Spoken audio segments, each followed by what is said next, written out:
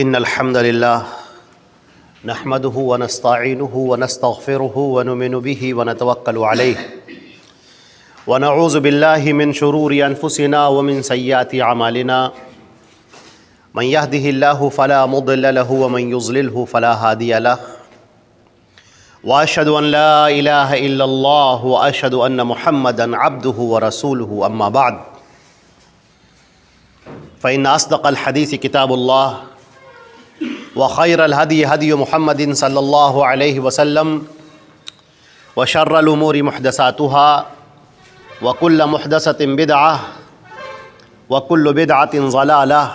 وكل ضلالة في النار. أعوذ بالله السميع العليم من الشيطان الرجيم إلا تنصروه فقد نصره الله إذ أخرجه الذين كفروا ثاني اثنين إذ هما في الغار إذ يقول لصاحبه لا تحزن إن الله معنا فأنزل الله سكينته عليه وأيده بجنود لم تروها وجعل كلمة الذين كفروا السفلى وكلمة الله هي العليا والله عزيز حكيم. تمام تعریفیں اللہ رب العزت کے لیے ہیں جو ہمارا خالق و مالک ہے، آسمانوں اور زمینوں کا پیدا کرنے والا اور کل کائنات کا تنہا پالنہار ہے، وحدہ لا شریک لہ ہے، الحی القیوم ہے، وہ زندہ اور جاوید ہے اور پوری کائنات کے نظام کو تنہا تھامے ہوئے ہے، وہی مدبر ہے، وہی منتظم ہے، مستوی عرش ہے، ینزل الامر اور وہیں سے اپنے معاملات کو نازل کرتا ہے، لا یسأل عما یفعل وہم یسألون، کسی کی مجال نہیں کہ اس سے سوال کر سکے اور وہ جس سے چاہے سوال کرے. یا ایھا الناس انتم الفقراء الی اللہ، اے تمام کے تمام لوگوں تم سب کے سب اللہ کے محتاج ہو. واللہ هو الغنی الحمید، اور اللہ وہ ہے جو ہر ایک سے بے نیاز ہے، سب اس کے محتاج ہیں اور وہ کسی کا محتاج نہیں. اللہ کی حمد و ثنا کے بعد درود اور سلام ہو حضرت محمد مصطفیٰ صلی اللہ علیہ وسلم پر جو خاتم النبیین ہیں، سید الاولین والآخرین ہیں. آپ کی ذات پر اللہ نے شریعت کو مکمل کر دیا. فرمایا الیوم اکملت لکم دینکم، آج کے دن میں نے تمہارا دین مکمل کر دیا. واتممت علیکم نعمتی، اور اپنی نعمت تم پر تمام کر دی.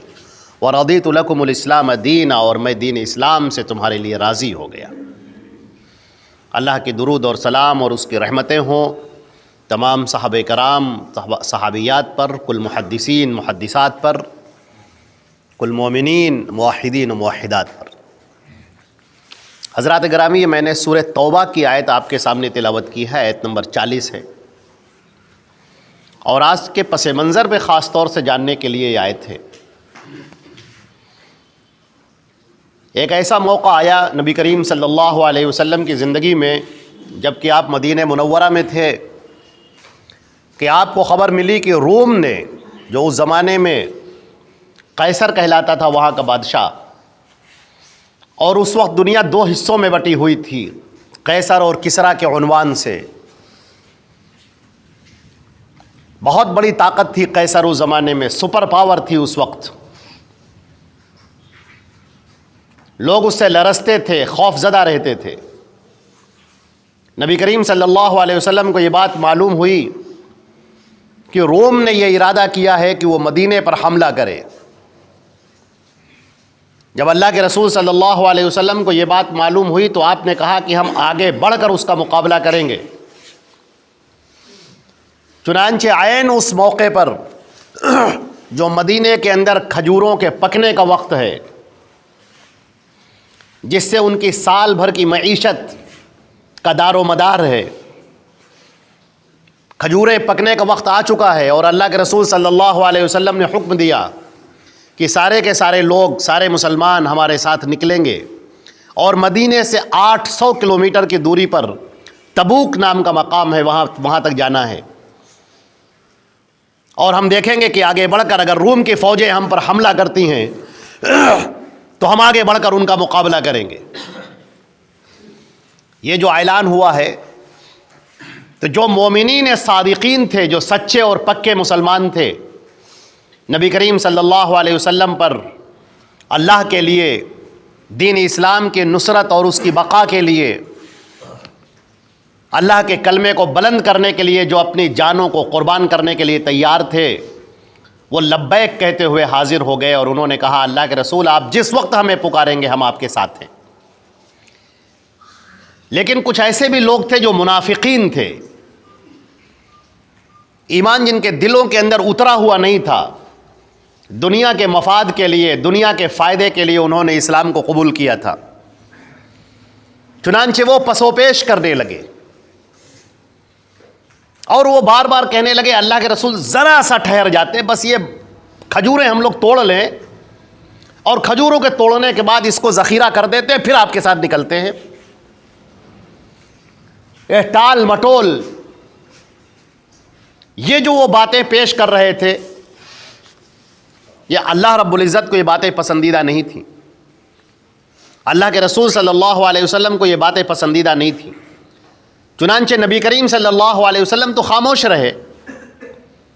لیکن اللہ رب العزت نے اس بات سے پردہ اٹھایا اور صاف طریقے سے کچھ باتیں فرمائیں جو یہ پورا مضمون چلا آ رہا ہے، لیکن یہ آیت نمبر 40 جو سورہ توبہ کی ہے، یہ بالکل فیصلہ کن آیت ہے اپنے آپ میں۔ اللہ رب العزت نے ارشاد فرمایا اعوذ باللہ من الشیطان الرجیم الا تنصروہ، اگر تم نے مدد نہیں کی اپنے نبی حضرت محمد صلی اللہ علیہ وسلم کی، اگر تم اٹھ کر کھڑے نہیں ہوتے ہو مقابلے کے لیے، اگر تم اللہ کے رسول کی مدد کرنے کے لیے ان کے چاروں طرف آ کر تیار نہیں ہوتے ہو، الا تنصروہ، اگر تم ان کی مدد نہیں کرتے ہو تو یاد رکھو فقد نصرہ اللہ، تو اللہ نے ان کی مدد کی ہے۔ تمام مومنین کے سامنے اس پس منظر کو جاننا بہت ضروری ہے۔ اللہ رب العزت نے جو اپنا دین نازل فرمایا، حضرت محمد مصطفیٰ صلی اللہ علیہ وسلم کو رسول بنایا اور کہا کہ اے نبی تم اس کا اعلان کرو اور اس دین کو واشگاف انداز میں لوگوں کے سامنے پیش کرو۔ اب اللہ کے رسول صلی اللہ علیہ وسلم نے اس وقت مکے کے دور کی اب بات ہو رہی ہے، فقد نصرہ اللہ، مکے کے دور کو کھینچا جا رہا ہے کہ جس وقت حضرت محمد مصطفیٰ صلی اللہ علیہ وسلم اور آپ کے اوپر ایمان لانے والوں کے لیے وہ پوری دنیا دشمن ہو گئی تھی، پورا مکہ دشمن ہو گیا تھا، لوگوں نے آپ کا بائیکاٹ کر دیا تھا، لوگ دشمنی میں اس قدر آگے بڑھ گئے تھے کہ آپ کے اوپر پتھر پھینکتے تھے جب آپ باہر نکلتے تھے، آپ کے سر کے اوپر کوڑا ڈالتے تھے، آپ کے راستے میں کانٹے بچھاتے تھے، جب آپ نماز پڑھنے کے لیے کھڑے ہوتے تھے تو لوگ گردن میں رسیاں ڈال دیتے تھے آپ کی، اور جب آپ سجدے کی حالت میں جاتے تھے تو عقبہ ابن ابی معیط جو تاریخ کے اندر ملعون شخص ہے، اس نے اونٹ کی اوجھڑی لا کر ڈال دی آپ کے اوپر، انتہائی پلید اور انتہائی نجس اور انتہائی بدبودار۔ اور جب ان باتوں سے دل نہیں بھرا، جب مسلمانوں کو ستا کر، ان کو پریشان کر کے، ان کو مار کر، ان کے قتل کر کے جب ان کا دل نہیں بھرا تو انہوں نے طے کیا کہ ہم مکے کے سارے لوگ مل کر حضرت محمد مصطفیٰ صلی اللہ علیہ وسلم کو ایک ساتھ قتل کر دیں گے۔ اللہ کے نبی صلی اللہ علیہ وسلم کے گھر پر ننگی تلواریں لیے ہوئے کھڑے ہوئے ہیں لوگ، دشمن، آپ کے گھر کو گھیر لیا ہے کہ آپ جیسے ہی گھر سے باہر نکلیں گے ہم سب مل کر ایک ساتھ حملہ کریں گے اور آپ کی گردن اڑا دی جائے گی۔ ذرا سا سوچ کر دیکھیے ان حالات میں اللہ کا نبی دشمنوں سے گھرا ہوا، تلواروں کے درمیان گھرا ہوا، اس وقت کے مسلمان جن کو اللہ کے نبی تسلی دیتے ہیں کہ گھبراؤ نہیں، اللہ کی مدد تمہارے ساتھ ہے، ہاں تمہارے ایمان کی آزمائش ہے اور یہ ہو کر رہے گی۔ جب تم نے کہا کہ ہم نے اللہ کا کلمہ پڑھا ہے تو صرف اتنی بات پر تمہیں جنت نہیں دے دی جائے گی، تمہیں آزمایا جائے گا، یہ چیک کیا جائے گا کہ واقعی کیا تم اس نظام کفر کے ساتھ میں ٹکراتے ہو؟ یہ کفر اور شرک جو چاروں طرف پھیلا ہوا ہے، کہیں ایسا تو نہیں کہ مصلحت کی چادر اوڑھ کر تم بھی اسی کفر اور شرک میں پڑ جاتے ہو؟ یا تم صاف طریقے سے کہتے ہو کہ نہیں، ہم اللہ کے علاوہ کسی اور کی عبادت نہیں کریں گے؟ تم کہتے ہو لا الہ الا اللہ، اللہ کے علاوہ کوئی سچا حقیقی واقعی معبود کوئی ہے ہی نہیں، صرف ایک اللہ ہے، اور ہمیں اسی کی طاقت پر بھروسہ ہے، اور ہم اسی پر توکل کرتے ہیں، ہم اسی پر اعتماد کرتے ہیں، مر کے ہمیں اسی کے سامنے کھڑا ہونا ہے، اور ہمیں اسی کی رضا کی فکر ہے، باقی ہمیں کسی کی ناراضگی کوئی پرواہ نہیں، یہ جان جائے یا رہے، لیکن ہم دین اسلام پر قائم ہیں۔ اللہ کے نبی صلی اللہ علیہ وسلم کے گھر کو گھیر لیا گیا ہے، اب اللہ کا حکم ہوتا ہے اے نبی آپ نکلیے انہی کے درمیان سے۔ اللہ اکبر، نبی کو یہ حکم ہو رہا ہے کہ جو باہر لوگ کھڑے ہوئے ہیں اپنی تلواریں سونتے ہوئے، غصے میں بھرے ہوئے، اور ڈرپے ہیں کہ بس آپ باہر نکلیں اور آپ کے اوپر سب ایک ساتھ وار کریں، اور اللہ کا حکم ہوتا ہے کہ اے نبی آپ نکلیے ان کے درمیان سے۔ اللہ کے نبی صلی اللہ علیہ وسلم نے حضرت علی کو اپنے بستر پر لٹایا، اور آپ انہی کے درمیان سے نکلتے ہوئے چلے گئے۔ اللہ نے ان کی آنکھیں اچک لی، آنکھیں ہیں لیکن وہ دیکھ نہیں رہے، اللہ کے نبی انہی کے درمیان سے نکلتے ہوئے جا رہے ہیں، اور وہ ایسے ہی کھڑے ہوئے ہیں۔ اللہ نے سلب کر لی، وہ طاقت سلب کر لی، وہ دیکھنے کی بصارت سلب کر لی، اور اللہ کی مدد ایسے ہی ہوتی ہے جب انسان کی ساری طاقتیں ہار جاتی ہیں، اس وقت اللہ کی مدد اترتی ہے، جہاں سے انسان کے شان و گمان میں نہیں ہوتا، انسان کے ذہن میں بھی نہیں ہوتا، انسان سوچ بھی نہیں سکتا کہ اب کیا ہوگا، اور اللہ رب العزت اس کی مدد فرماتا ہے۔ اللہ کے نبی صلی اللہ علیہ وسلم نکلتے ہیں آپ انہی کے درمیان سے، اور سیدنا ابو بکر صدیق رضی اللہ تعالیٰ عنہ کے گھر پہ جا پہنچتے ہیں، اور ان کو ساتھ میں لیتے ہیں، اور وہاں سے دور مکے کے پاس میں ایک پہاڑ ہے غار ثور، آپ اس کے اندر جا کر قیام فرماتے ہیں، ٹھہر جاتے ہیں۔ ادھر سے کوئی گزرنے والا گزرتا ہے اور کہتا ہے کہ تم لوگ یہاں کیوں کھڑے ہوئے ہو؟ وہ جو تلواریں لیے کھڑے ہوئے ہیں، جو سازشوں کے مکر و فریب کے جال بن کر اپنے دماغ میں آئے ہیں، وہ اپنی چالیں چل رہے ہیں، اور اللہ نے اپنی چال چل دی، لوگوں کی تدبیریں فیل ہو گئیں، لوگوں کے منصوبے دھرے کے دھرے رہ گئے، اور اللہ رب العزت کی وہ چال کامیاب ہو گئی۔ لوگوں نے کہا، انہوں نے کہا کہ کس کو ماذا تبتغی، کس کو تلاش کر رہے ہو، کیا بات ہے؟ انہوں نے کہا نبتغی محمدن، محمد کی تلاش میں ہم کھڑے ہوئے ہیں۔ انہوں نے کہا وہ تو کب کا تمہارے درمیان سے ہو کر نکل گئے، تمہارے سامنے سے نکل گئے۔ کہا یہ نہیں ہو سکتا، کہا ہاں ایسا ہی ہوا ہے۔ چنانچہ اب یہ لوگ گھبرا جاتے ہیں کہ اب کیا کیا جائے، چنانچہ اعلان کرتے ہیں کہ جو محمد صلی اللہ علیہ وسلم کو پکڑ کر لائے گا 100 اونٹوں کا انعام دیا جائے گا، مادی دولت کی لالچ، 100 اونٹوں کا انعام دیا جائے گا جو پکڑ کر لے کر آئے گا نبی کریم صلی اللہ علیہ وسلم کو۔ پورے مکے کے اندر اب تہلکہ مچا ہوا ہے، ہر ایک ڈھونڈ رہا ہے، سارے دشمن کی ساری دشمنی آمادہ ہے، اور اللہ کے نبی صلی اللہ علیہ وسلم غار ثور میں ہیں۔ حضرت ابو بکر صدیق کے بیٹے عبداللہ وہ شام وہیں پر بکریاں چلاتے ہیں، حضرت ابو بکر صدیق کے غلام وہیں پر بکریاں چراتے ہیں، اور شام کے ٹائم پر ان کا دودھ نکال کر اللہ کے رسول صلی اللہ علیہ وسلم تک پہنچا دیتے ہیں۔ 3 دن تک اس غار میں آپ رہے، مکے کے لوگ ڈھونڈ رہے ہیں، تلاش کر رہے ہیں، تلاش کرتے کرتے غار ثور کے بالکل پاس میں آ گئے۔ حضرت سیدنا ابو بکر صدیق رضی اللہ تعالیٰ عنہ گھبرا اٹھے، انہوں نے کہا اللہ کے رسول اگر کسی نے اپنے پیروں کی طرف نیچے غار کی جانب دیکھ لیا تو ہم کو پکڑ لے گا۔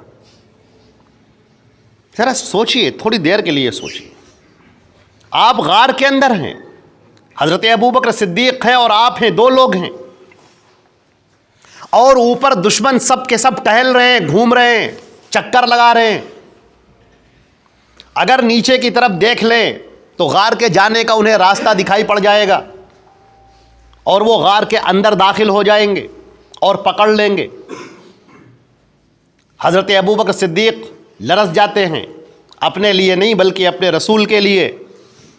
کہ ان کفار مکہ نے اگر دیکھ لیا اور غار کے اندر آ گئے اور ہم کو پکڑ لیا تو کیا ہوگا؟ تو کہتے ہیں کہ اللہ کے رسول، اگر کسی نے نیچے دیکھ لیا تو پھر ہم پکڑے جائیں گے۔ اللہ نے قرآن پاک میں تذکرہ کیا ہے، ثانی اثنین اذ ہما فی الغار، وہ دو میں سے دوسرا جب دونوں کے دونوں غار کے اندر تھے، اذ قال لصاحبہ، اور وہ ایک دوسرے سے کہہ رہا تھا۔ یہاں پر نام نہیں لیا اللہ رب العزت نے، یہ بڑی نکتے کی بات ہے۔ یہ نام اس لیے نہیں لیا ہے کہ اللہ نے یہ فرمایا ہے کہ یہ جو ہم نے کیا ہے یہ قیامت تک اپنے ہر مومن بندے کے لیے کرتے رہیں گے۔ ہر مومن موحد بندہ جو کفر اور شرک سے بیزار ہے اور اس سے دوری اختیار کرنے والا ہے اور اللہ کی ذات پر مکمل بھروسہ کرنے والا ہے، اٹوٹ یقین رکھنے والا ہے، ہم اسی طرح اس کی مدد کرتے رہیں گے۔ مدد ہم نے حضرت محمد مصطفیٰ صلی اللہ علیہ وسلم اور سیدنا ابوبکر صدیق رضی اللہ تعالی عنہ کی اور ہم کذالک نرزی المحسنین۔ جو بھی اس راہ میں اسی طرح سے قدم اٹھاتا ہے اور جو ہمارے راستے کی طرف آگے بڑھ کر آتا ہے، ہم اسی طرح اس کی مدد کرتے ہیں۔ نبی یہ کہہ رہے ہیں، لا تحزن، غمزدہ مت ہو، ان اللہ معنا، اللہ ہمارے ساتھ ہے۔ اللہ کی طاقت، اللہ کی قوت، اللہ کی مدد، اس کی نصرت ہماری تائید میں ہے۔ یہ اللہ کا دین ہے جس کو برپا کرنے کے لیے ہم اٹھے ہیں، یہ اللہ کا دین ہے جس کو بتانے کے لیے ہم اٹھے ہیں، یہ اللہ کا پیغام ہے جس کو پہنچانے کے لیے ہم اٹھے ہیں۔ اللہ رب العزت ہماری مدد کرے گا، ہماری تائید کرے گا۔ لا تحزن، غمزدہ مت ہو، بالکل غمزدہ مت ہو، رنج و ملال اپنے دل کے اندر مت لاؤ۔ ان اللہ معنا، اللہ ہمارے ساتھ ہے۔ فانزل اللہ سکینتہ، اللہ نے ان کے اوپر سکینت اتار دی۔ یہ جو سکینہ کا لفظ ہے بلا شبہ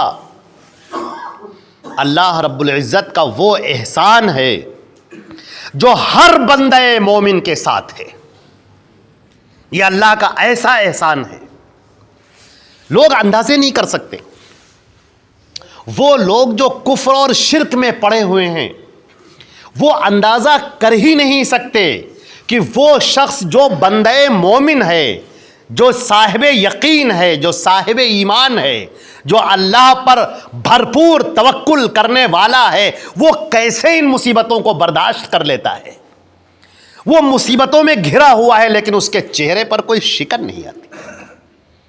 یہ کس طریقے سے اس کے اوپر مصیبتیں ڈالی گئیں، پریشانیاں ڈالی گئیں، لوگوں نے گھیر لیا،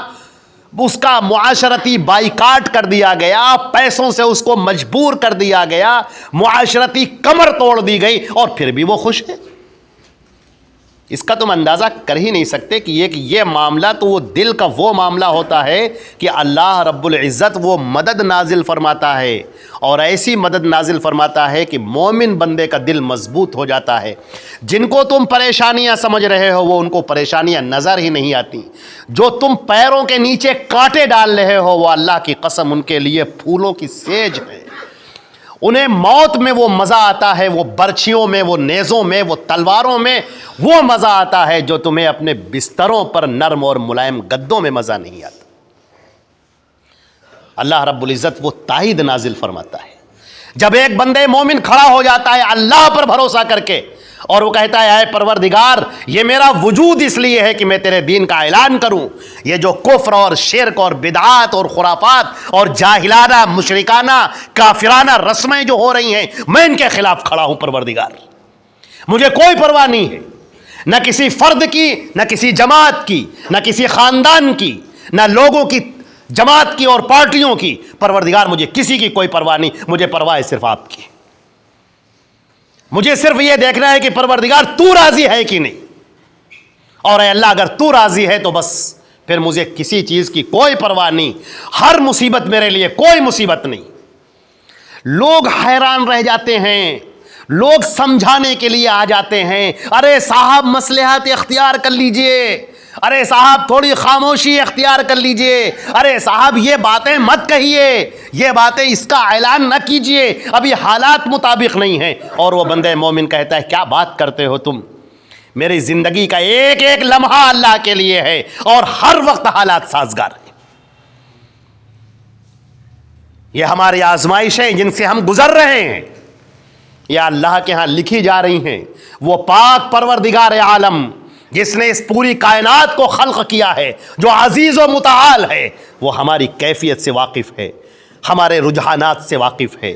ہمارے دل کے اندر مچلتے ہوئے جذبات سے واقف ہے، اور ہمارے دلوں کے اندر پنپتی ہوئی محبتوں سے واقف ہے۔ وہ جانتا ہے کہ ہم اپنے رب کے لیے کھڑے ہیں اور اپنے رب کے لیے اعلان کرتے ہیں۔ ہم اس کفر پر راضی نہیں، ہم اس شرک پر راضی نہیں، ہم اس بدعات پر راضی نہیں، ہم ان جاہلانہ رسم و رواج پر راضی نہیں، ہم صرف اللہ کے دین پر راضی ہیں جو محمد مصطفیٰ صلی اللہ علیہ وسلم لے کر آئے ہیں۔ اللہ تعالیٰ فرماتا ہے فَأَنزَلَ اللَّهُ سَكِينَتَهُ، ہم نے سکینت اتار دی، سکینت نازل کر دی،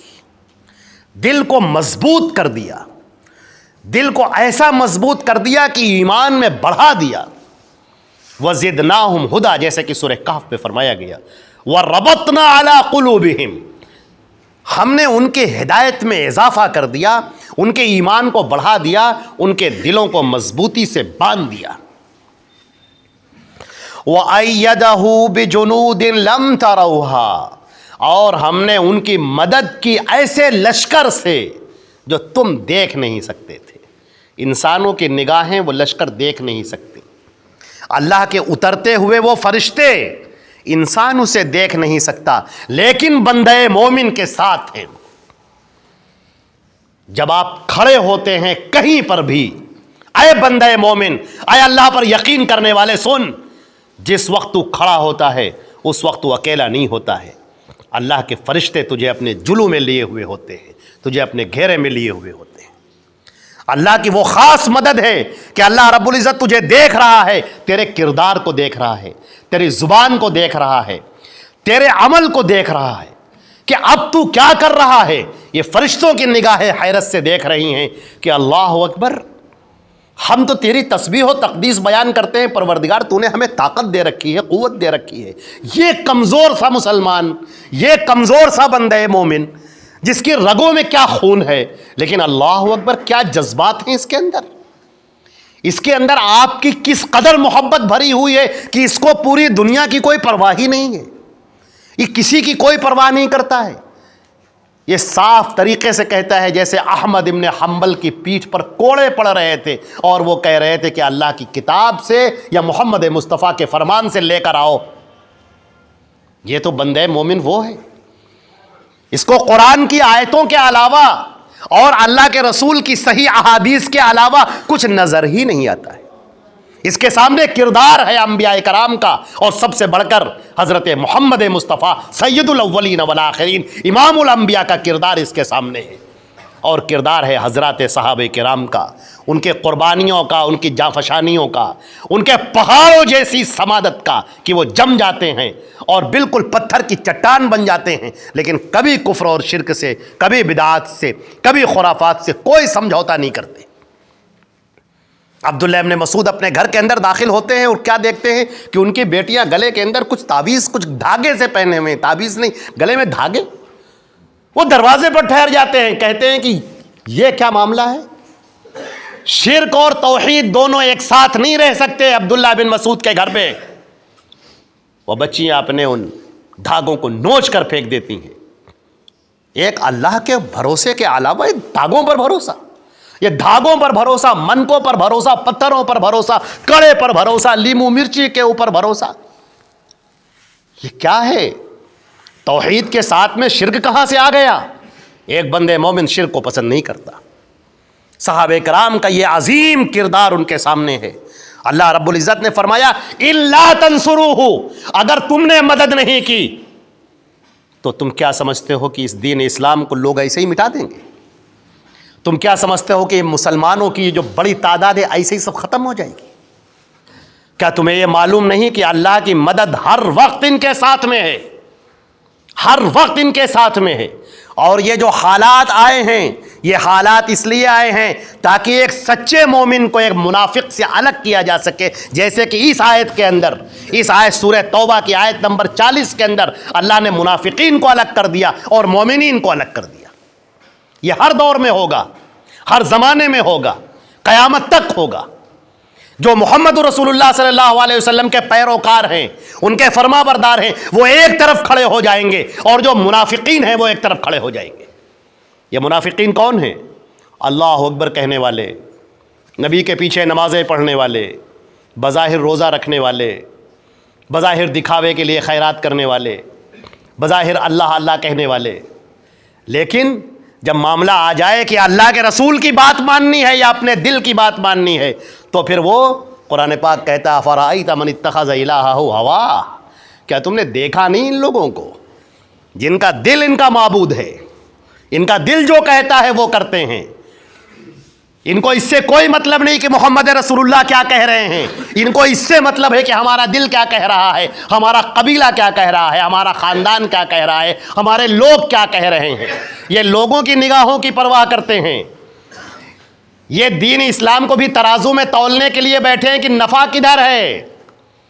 پیسہ کدھر ہے، نفع کدھر ہے، عزت کدھر ہے، شہرت کدھر ہے، لوگوں کی تائید کدھر ہے، لوگوں کی کثرت کدھر ہے، لوگوں کی تعداد کدھر ہے، کون واہ واہ کہنے والے لوگ ہیں، کون داد و تحسین سے نوازنے والے لوگ ہیں۔ یہ ترازو کے اوپر اسلام کو تولتے ہیں، اور ایک سچا مسلمان ترازو پر اسلام کو نہیں تولتا۔ اس نے پہلے ہی دن یہ طے کر رکھا ہے کہ ہم اللہ اور اس کے رسول کے ساتھ میں ہیں، بس ہمارے سامنے کوئی آپشن ہے ہی نہیں۔ وما كان لمؤمن ولا مؤمنة اذا قضى الله ورسوله امرا ان يكون لهم الخيرة من امرهم۔ مومن مرد اور مومن عورت کے لیے اس بات کی اجازت ہی نہیں ہے کہ جب اللہ اور اس کا رسول کوئی فیصلہ کر دے تو پھر ان کو کوئی اختیار حاصل ہو جائے۔ اللہ رب العزت ایسے لوگوں کی تائید کرتا ہے، اور یہ دور یہ اس لیے ہے تاکہ پتہ چل جائے کہ مومنین کہاں ہیں۔ زبان سے اللہ کا اقرار کرنے والے تو بہت ہیں، لیکن وہ جو اللہ اور اس کے رسول کے پرچم کو لے کر سامنے کھڑے ہو جائیں اور کہیں کہ ہم تمہارے اس شرک میں، اس کفر میں، ان بدعتوں میں ہم تمہارے ساتھ نہیں ہیں۔ تم کیا کرنا چاہتے ہو؟ ہم سے رابطہ توڑنا چاہتے ہو توڑ لو، ہم کو اپنے سے الگ کرنا چاہتے ہو الگ کر دو، ہم پر گالیوں کی برسات کرنا چاہتے ہو گالیوں کی برسات کرو، ہم پر تہمتیں لگانا چاہتے ہو تہمتیں لگاؤ، ہم کو چڑھانا چاہتے ہو غلط الفاظ کے ذریعے سے پکارنا چاہتے ہو وہ بھی کرو، ہمیں تو اس کی کوئی پرواہ ہی نہیں ہے، اس لیے کہ زندگی ہماری بھی ختم ہو رہی اور تمہاری بھی ختم ہو رہی، وقت تو ہمارا بھی چلا جائے گا اور تمہارا بھی چلا جائے گا، لیکن کامیاب وہ ہوگا جو اللہ اور اس کے رسول کے ساتھ میں ہوگا۔ وَمَن يُطِعِ اللَّهَ وَرَسُولَهُ فَقَدْ فَازَ فَوْزًا عَظِيمًا، جس نے اللہ کی بات مان لی، اس کے رسول کی بات مان لی، وہ کامیاب ہو گیا مکمل طریقے سے۔ چنانچہ غزوہ تبوک کا یہ موقع جو آپ کے سامنے ہم نے پیش کیا، اللہ نے اس آیت کو یہاں پر نازل کیا کہ اگر تم نے مدد نہیں کی تو یاد رکھو کہ اللہ نے اپنے نبی کی مدد کی ہے، اس موقع پر مدد کی ہے جب سارے لوگ دشمن تھے، اور جب سارے لوگ تلواریں سونت کر کھڑے ہوئے تھے انہیں شہید کرنے کے لیے، اللہ نے اس وقت بھی ان کی مدد کی ہے۔ اللہ اپنے مومن بندوں کی مدد کرتا رہتا ہے اور قیامت تک کرتا رہے گا۔ ان مومنین کے کردار کو اجاگر کرنے کی ضرورت ہے، مومنین صادقین کا کردار، ان کا عمل وہ ظاہر کرنے کی ضرورت ہے، تاکہ اللہ رب العزت تمہارے اس نامہ اعمال میں اس قدر نیکیاں بھر دے کہ جس کا تم تصور نہ کر سکو، اور پھر جب تم اللہ کے سامنے کھڑے ہو تو اللہ رب العزت کہے یہ جنت ہے جزاء بما کنتم تعملون، جو تم دنیا میں کیا کرتے تھے، جو تم نے دنیا میں کردار اپنا اپنایا ہے، یہ اس کا بدلہ ہے، جاؤ داخل ہو جاؤ، ادخلوها بسلام آمنین، جاؤ اس کے اندر اطمینان کے ساتھ داخل ہو جاؤ کہ اب لا خوف علیہم ولا هم یحزنون، اب تمہارے اوپر نہ کوئی رنج ہوگا نہ کوئی غم ہوگا، رنج و غم کے بادل چھٹ چکے، اب تمہارے انعام دینے کا وقت ہے، داخل ہو جاؤ۔ اور اس وقت سب سے بڑا انعام وہ ہوگا جو اللہ رب العزت نے فرمایا ہے کہ سب سے بڑا اللہ کے پیارے رسول صلی اللہ علیہ وسلم نے فرمایا ہے کہ اس موقع پر جب جنتی جنت میں چلے جائیں گے، اللہ رب العزت سوال کرے گا کہ اے میرے بندو، کیا تمہیں کسی چیز کی کمی تو نہیں ہے؟ لوگ کہیں گے پروردگار کوئی سی چیز کی کمی نہیں ہے، جو ہم نے سوچا بھی نہیں تھا اس سے کہیں زیادہ ملا۔ اللہ تعالیٰ فرمائیں گے نہیں، ابھی کمی ہے، ایک چیز کی کمی ہے۔ لوگ آپس میں باتیں کریں گے، کہنے لگے اب کس چیز کی کمی رہ گئی ہے؟ سب کچھ تو پورا ہو گیا ہے۔ اللہ رب العزت فرمائیں گے اے میرے بندو، کیا تم مجھے دیکھنا نہیں چاہتے؟ تم دنیا میں بغیر مجھے دیکھے میری عبادت کیا کرتے تھے، کیا تم مجھے دیکھنا نہیں چاہتے؟ اللہ رب العزت اپنا دیدار کرائیں گے۔ اللہ کے رسول صلی اللہ علیہ وسلم نے فرمایا اللہ پر، اللہ کے اس خوبصورت سے چہرے پر، ذوالجلال والاکرام کے چہرے پر جب نگاہیں پڑیں گی تو اس سے زیادہ لذت کسی چیز میں نہیں ہوگی۔ ایک صحابی تھے بیچارے، ایک بہت دیہات کے تھے، کہنے لگے سیدھے سادے بالکل، کہنے لگے اللہ کے رسول اتنے سارے لوگ ہوں گے آدم علیہ السلام سے لے کر قیامت تک، تو سب اللہ کو کیسے دیکھیں گے؟ سب دھکا مکی نہیں کریں گے؟ نبی کریم صلی اللہ علیہ وسلم نے فرمایا جب 14ویں کا چاند نکلتا ہے آسمان میں تو کیا اس کو دیکھنے کے لیے تم لوگ شانے سے شانہ ٹکراتے ہو؟ انہوں نے کہا نہیں، کہا بس اسی طرح سے ہوگا۔ اللہ رب العزت اپنے فضل و کرم سے ہمارے گناہوں کو قبول، ہماری نیکیوں کو قبول فرمائے، گناہوں کی بخشش فرمائے، اور ہم سب کو دین اسلام پر باقی رکھے، اور دین اسلام کے نصرت کے لیے ہم سب کو تیار فرمائے۔ اے اللہ اپنے فضل و کرم سے ہماری تمام خطاؤں کو، لغزشوں کو معاف فرما، اور ایمان و یقین سے ہمارے سینوں کو منور فرما۔ اللہم ربنا تقبل منا انک انت السمیع العلیم۔